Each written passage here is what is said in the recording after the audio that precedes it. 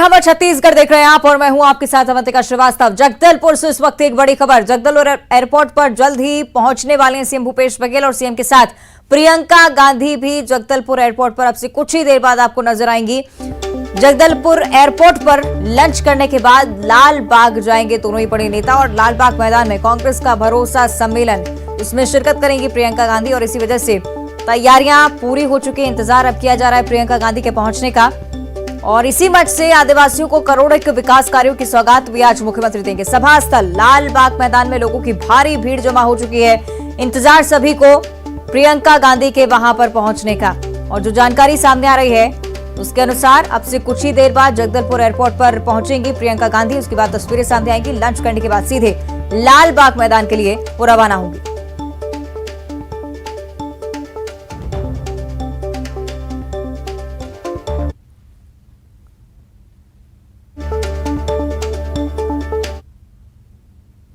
और जगदलपुर से अगली बड़ी खबर, जहां मंत्री कवासी लखमा का एक बड़ा बयान सामने आया है न्यूज 18 पर। कवासी लखमा का यह बयान, प्रियंका गांधी इंदिरा गांधी का चेहरा है, बस्तर में कांग्रेस की जीत तय है। उनकी तरफ से दावा किया जा रहा है प्रियंका के आने के बाद बस्तर की जीत लगभग तय मानी। उसी का सम्मेलन नाम क्यों दिया इसे? आज पूरा हिंदुस्तान में, पूरा छत्तीसगढ़ में बोरसा नाम इसलिए रखा है, भूपेश बघेल का सरकार, कांग्रेस पार्टी का सरकार, राहुल गांधी का सरकार, सोनिया दाई का सरकार, प्रियंका का सरकार। राहुल गांधी इसी शहर में आके चुनाव के 4 साल पहले बोल के गया था, अगर मेरा सरकार आएगा कर्जा माफी होगा 10 दिन के अंदर। भूपेश बघेल ने 2 घंटा का अंदर कर्जा माफ करने वाला हिंदुस्तान का पहला सरकार है, पहला मुख्यमंत्री है। 2500 रुपया 4 साल में हम जानकारी दी हुआ, इस साल 2640 रुपये में दान खरीद होगा, अगले साल 2800 रुपये में दान खरीद होगा, 15 कुंटल से 20 कुंटल दान खरीद होगा। लोंडीगुड़ा का जमीन राहुल गांधी बोला था अगर कांग्रेस का सरकार आएगा लोंडीगुड़ा आदिवासी का जमीन वापस किया जाएगा, वो कर दिया है। आंगनबाड़ी का वेतन बढ़ा दिए, पढ़ने वाले बच्चे लोग का वेतन बढ़ा दिया है, पंचायत कर्मी का वेतन बढ़ा दिया है, वार्ड मेंबर का वेतन बढ़ा दिया है, एमएलए का वेतन बढ़ा दिया है, भूतपूर्व एमएलए का वेतन बढ़ा दिया है। ये बोरसा का सरकार, इसलिए बोरसा का सरकार आने वाला समय में हम लोग भारतीय जनता पार्टी, उनके पास कोई विजन नहीं, कोई डॉक्यूमेंट नहीं, हमारे पास डॉक्यूमेंट है, हमारा विजन है और लोग बोरसा कर रहे हैं। इसलिए आने वाला समय में इनको सबक सिखाएंगे। बस्तर में 12 का 12 सीट जीतेंगे, एक लोकसभा जीता है, दूसरा लोकसभा जीतेंगे, हमारा लक्ष्य। इंदिरा गांधी के प्रतिनिधित्व चेहरे के रूप में आप लोग प्रियंका गांधी को प्रेजेंट करेंगे? इंदिरा गांधी के रूप में प्रियंका गांधी प्रजट नहीं करेंगे, देख रहे, भगवान ने बना के दिया है। और आने वाला समय में 2023 का चुनाव भूपेश बघेल के नेतृत्व में होगा। भूपेश बघेल मुख्यमंत्री बनेगा, देश में राहुल गांधी प्रधानमंत्री बनेगा। हम यही हमारा लक्ष्य है। ये है कवासी लखमा, उन्होंने कहा कि इंदिरा गांधी के चेहरे के रूप में जो है वो एक तरह से कहें कि उनको जो है प्रियंका गांधी को रिप्रेजेंट किया जा रहा है और उसका फायदा जो है आने वाले समय में दिखाई देगा। कैमरा पर्सन राजन के साथ ममता लांजेवाल, न्यूज 18 छत्तीसगढ़, रायपुर। और इस बीच एक और बड़ी खबर, इसी महीने पीसीसी अध्यक्ष के नाम की घोषणा हो जाएगी। न्यूज 18 से खास बातचीत में दीपक बैज की तरफ से बड़ा ऐलान किया जा चुका है। दीपक बैज ने न्यूज 18 पर इस बात को स्वीकार किया है।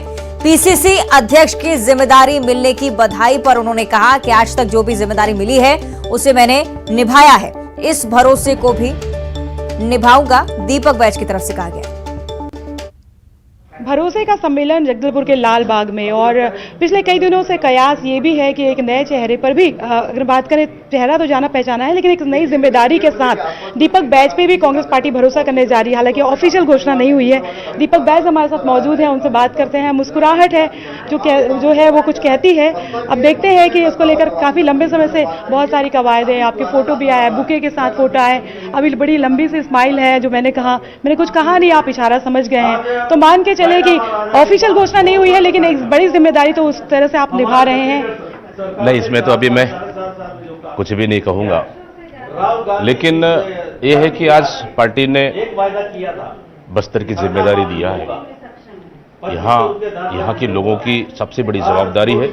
उस जवाबदारी को, बस्तर की जवाबदारी को ईमानदारी के साथ हम लोग दिल्ली में आवाज उठा रहे, दिल्ली में बात रख रहे, दिल्ली की सरकार तक पहुंचा रहे। ये सबसे बड़ी जवाबदारी है। बाकी जवाबदारी तो पार्टी को तय करना है।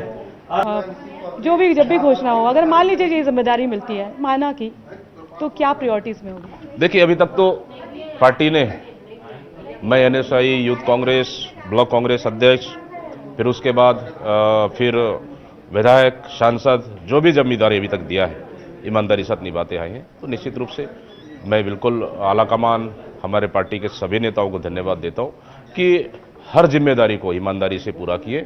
निश्चित रूप से भविष्य में जो भी हो, हम लोग पूरी उसके लिए तैयार है। पार्टी को मजबूत करना हमारा लक्ष्य है।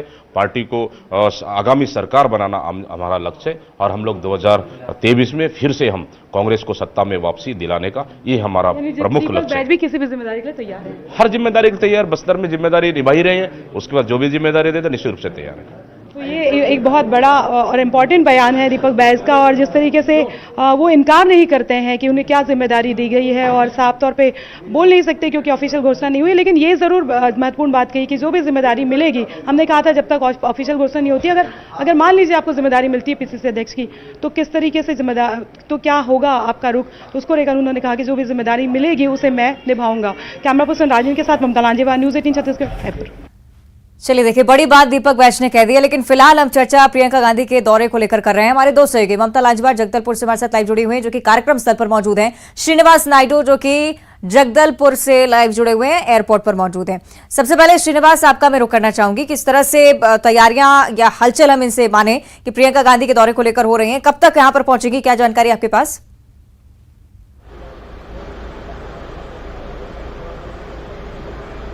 देखिए, अब से कुछ देर बाद ही मुख्यमंत्री का विमान टेक ऑफ होगा और उसमें प्रियंका गांधी भी शामिल है। और अभी बताया जा रहा है कि लगभग 1:35 में उनका विमान लैंड होगा और वो 15 मिनट अंदर मंत्री विधायक भी मौजूद है, उनके साथ लंच करेंगे। लंच करने के बाद वे सभा स्थल के रवाना हो जाएंगी।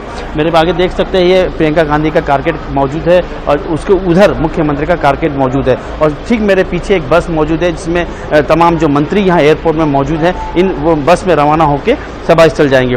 एयरपोर्ट के बाहर सैकड़ों की संख्या में कार्यकर्ता है, नारेबाजी कर रहे हैं, स्वागत अभिनंदन के लिए इंतजार कर रहे हैं, और वे इंतजार कर रहे हैं कि कब मुख्यमंत्री भूपेश बघेल पहुंचेंगे और उनका वो स्वागत करेंगे। और रही बात एयरपोर्ट में, तो एयरपोर्ट में सुरक्षा के माकूल इंतजाम किए गए हैं, तैयारी पूरी हो चुकी है एयरपोर्ट से लेकर सभा स्थल तक कार्यक्रम को सफल बनाने के लिए। और यहाँ पर एयरपोर्ट में विधायक, मंत्री, साथ ही संगठन के तमाम नेता एयरपोर्ट के अंदर मौजूद है। जी चलिए, यानी कि माने कि कुछ ही मिनटों बाद प्रियंका गांधी यहां पर मौजूद रहेंगी। आप बने रहेगा श्रीनिवास हमारे साथ। ममता भी लगातार जुड़ी हुई हैं। ममता, आपके पीछे जो तस्वीरें हम देख पा रहे हैं वो अपने आप में बेहद खास, क्योंकि प्रियंका गांधी अब से कुछ ही देर बाद पहुंचेंगी, लेकिन उससे पहले ही बड़ी संख्या में शायद बस्तर के लोग वहां पर पहुंचना शुरू हो गए। तस्वीरें देखना चाहेंगे ममता? कैमरा पर्सन से कहूंगी कि वो आपको दिखाएं, और आप यहाँ पर देख सकते हैं कि किस तरह की भीड़ जो है वो यहाँ पर मौजूद है। बड़ी संख्या में महिलाएं आई हुई हैं। भरोसे का सम्मेलन ये नाम दिया है प्रियंका गांधी यहाँ पर आ रही है, और जिस तरीके से इंदिरा गांधी पहले आ चुकी है, और इंदिरा गांधी की जो छवि जिस समय उस समय जो लोगों ने देखा था, जिन पीढ़ी ने देखा था, वो कहीं ना कहीं जो है वो कांग्रेस पार्टी एक तरह से कहे कि इंदिरा गांधी की जो पार्टी है उनको उनके रिप्रेजेंटेटिव के तौर पर जो है वो एक तरह से कह सकते हैं कि पेश करना चाहती है। और विधानसभा चुनाव का संचनार भी डाल सकते हैं। महिला वोटर्स को खासतौर पर साधने की बात है, और अगर बात करें तो बस्तर में महिला वोटर्स की संख्या जो है वो पुरुष वोटर से भी ज्यादा है। तो आप देख सकते हैं कि ये पूरा यहाँ पर सम्मेलन किया जा रहा है, और यहाँ पर बड़ी संख्या में जो है वो महिला वोटर्स आए हुए हैं। दूसरी तरफ अगर हम कोशिश करेंगे आपको दिखा देंगे कि मंच जो है वो तैयार हो चुका है, और तमाम जो कांग्रेस पार्टी के जो लीडर्स हैं वो आ चुके हैं। मुख्यमंत्री भूपेश बघेल का इंतजार है, प्रियंका गांधी का इंतजार है। चुनावी संक्रांत के तौर पर इसे देख सकते हैं। और उसकी बात अगर हम बात करें तो कहीं ना कहीं बस्तर को ये माना जाता है कि विधानसभा के कोई भी चुनाव हो, जीत का दरवाजा जो है वो बस्तर से खुलता है। अभी अगर बात करें तो कांग्रेस पार्टी के पास बस्तर की 11 की 11 सीटें हैं, लेकिन अगर कोई भी सफलता होती है तो उसे दोहराना जो है वो अपने आप में एक चुनौती होती। तो जाहिर तौर पर प्रियंका गांधी के जरिए जो है दोहराना चाहती है सफलता को, और बिल्कुल ममता, इंतजार रहेगा उन तस्वीरों का। तस्वीरें आप लगातार पहुंचाते रहेगा जब प्रियंका गांधी यहाँ पर पहुंचे। फिलहाल शुक्रिया आपका इस पूरी जानकारी के लिए। श्रीनिवास, आपका भी धन्यवाद। आगे बढ़ते हैं रायपुर से अगली बड़ी खबर, जहां बिरनपुर हिंसा पर केंद्रीय मंत्री ने निशाना साधा है। प्रदेश सरकार पर प्रहलाद पटेल ने हमला बोला, कहा कि सत्ता में बैठे लोगों को इस बात का जवाब देना होगा किनका संरक्षण था जो लोग इतना दुस्साहस कर बैठे। मुख्यमंत्री के बीजेपी पर भड़काने के आरोप पर भी कहा कि मुझे लगता है कि संयम रखने की आदत उनको ज्यादा है, हमको सलाह ना दें तो ज्यादा अच्छा रहेगा।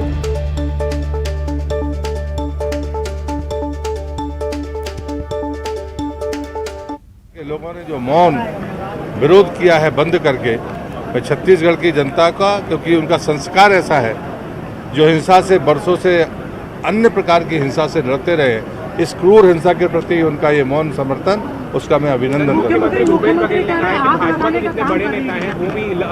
हूँ। मुझे लगता है कि संयम रखने की आदत उनको ज्यादा है, हमको सलाह ना दे तो अच्छा होगा।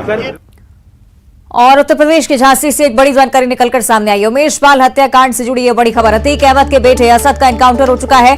शूटर गुलाम भी एसटीएफ मुठभेड़ में ढेर हो गया है। यूपी एसटीएफ ने असद और गुलाम को झांसी में मार गिराया।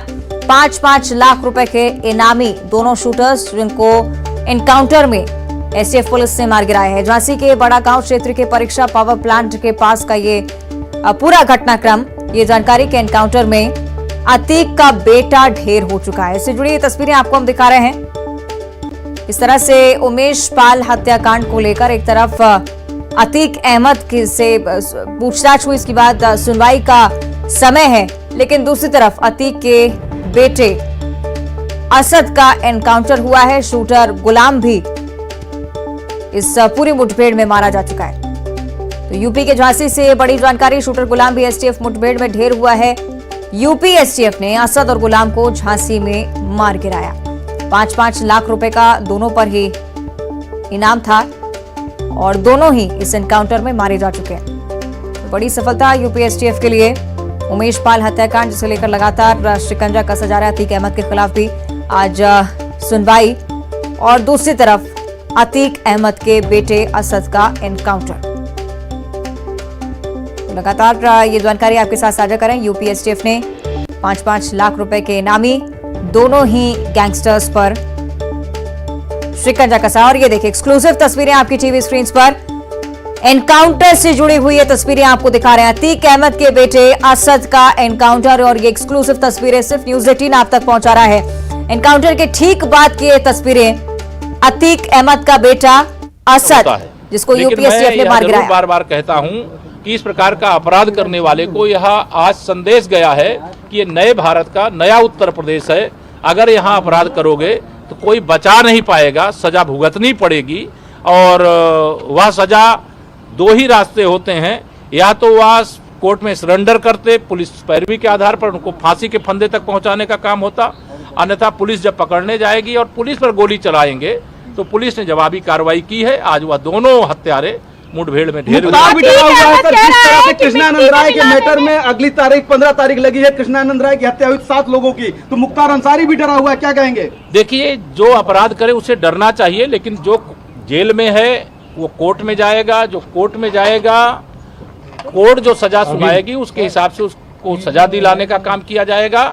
लेकिन अपराध करने वाले अब ये समझ लें कि अपराधियों का संरक्षण करने वाली समाजवादी पार्टी की सरकार अब उत्तर प्रदेश में नहीं है, भारतीय जनता पार्टी की योगी आदित्यनाथ जी के नेतृत्व वाली सरकार। समाजवादी पार्टी का नाम क्यों ले रहे हैं आप? और इसी समाजवादी पार्टी का नाम ले रहे हैं, और लोगों ने भी संरक्षण किया है, उसको लेकर आप क्या कहेंगे? मैं सवाल नहीं सुन पा रहा हूँ। मैं समाजवादी पार्टी की आप बात कर रहे हैं, समाजवादी पार्टी को ज्यादा जिम्मेदार मानते हैं। समाजवादी पार्टी ने राजनीति का अपराधीकरण किया है, अपराधियों को राजनीति में बढ़ाने का काम किया है, अपराधियों को विधायक और सांसद बनाने का काम किया है।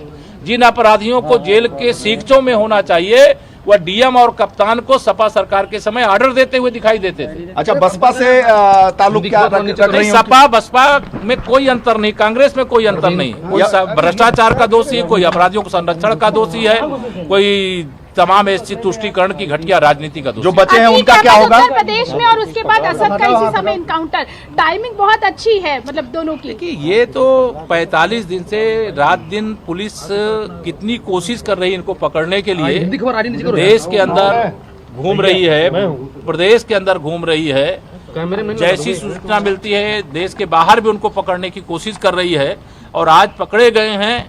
उनका मैं पुलिस को फिर से स्वागत करता हूं और आप सबको इतना ही कहता हूं कि मैं तो अतीक अहमद की फोटो देख देख करके आप लोगों के चैनलों में टीवी बंद करना पड़ता है। ऐसे अपराधियों को दिखाने, पता नहीं कितने अपराधी हैं, हत्या के अपराधी भी होंगे और भी अनेक प्रकार के अपराध करने वाले होंगे, तमाम आतंकवादी भी जेलों के अंदर बंद हैं, लेकिन इतना उसका विजुअल आप लोग दिखा देते हो। आप क्षमा करिए, आपको अधिकार है, मैं आपके अधिकार में हस्तक्षेप नहीं करता, लेकिन जब सुबह में टीवी खोलता कुछ समाचार देखूं तो आप लोग उसी व्यक्ति को दिखा देते हो जिसके हाथ खून से इसलिए दिखाते हैं केशव जी, इसलिए दिखाते हैं कि जो सरकार है वो देखती रहे कि यही हत्यारे हैं, इन्होंने ही बेकसूरों को मारा है और आप लोग चैन से न बैठे। नहीं, हम लोग चैन से न बैठे हैं, न बैठेंगे। हम लोग अपराध मुक्त उत्तर प्रदेश चाहते हैं और अपराध मुक्त उत्तर प्रदेश तेजी से हो रहा है। और आज जो भी इस प्रकार के अपराध करने वाले हैं उनके लिए भी ये बहुत बड़ा संदेश है कि अगर अपराध करेंगे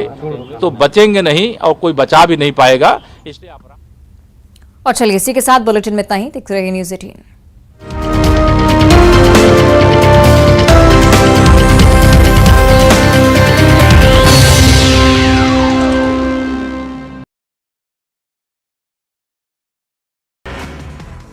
राजस्थान को मिली वंदे भारत ट्रेन की सौगात, पीएम मोदी ने हरी झंडी दिखाकर जयपुर से किया रवाना। कहा, पहले राजनीति के हिसाब से चलती थी ट्रेन। विपक्षी पार्टियों को एकजुट करने की मुहिम में नीतीश कुमार को मिला अरविंद केजरीवाल का साथ। राहुल गांधी और कांग्रेस अध्यक्ष मल्लिकार्जुन खड़गे से भी मुलाकात। ज्यादा से ज्यादा विपक्षी पार्टियों को एकजुट करना लक्ष्य। मनी लॉन्ड्रिंग मामले में मनीष सिसोदिया को लगा बड़ा झटका। राउस एवेन्यू कोर्ट में जमानत पर सुनवाई टली। 18 अप्रैल को होगी अगली सुनवाई। सभी जेल